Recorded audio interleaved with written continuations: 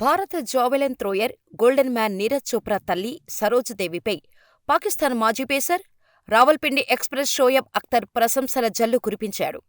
అమ్మ ప్రేమ అంటే అట్లుంటదని కొనియాడాడు. Paris Olympics 2024లో Neeraj Chopra రజత పతకం గెలవగా, పాకిస్తాన్ భళ్ళెం వీరుడు అర్షద్ నదీమ్ బంగారు పతకం సాధించిన విషయం తెలిసిందే. ఈటను 92.97 మీటర్ల దూరం విసిరిన నదీమ్ ఒలింపిక్స్లో సరికొత్త రికార్డు నమోదు చేశాడు.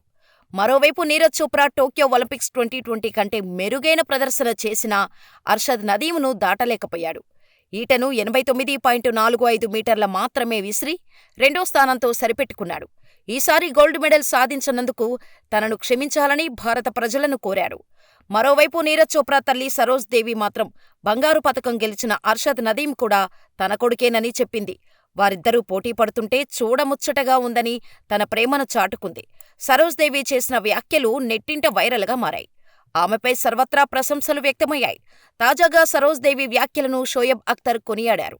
ఇలా చెప్పడం ఒక తల్లికి మాత్రమే సాధ్యమని ఎక్స్ వేదికగా పేర్కొన్నాడు. ఎవరో స్వర్ణ పతకం సాధిస్తే అతను కూడా మా కుమారుడే అని ఆమె చెప్పారు.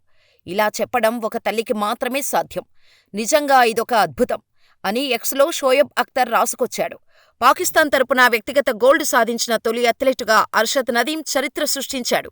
అంతేకాకుండా 32 ఏళ్ల సుదీర్ఘ నిరీక్షణ తర్వాత ఒలింపిక్ మెడల్ అందించాడు.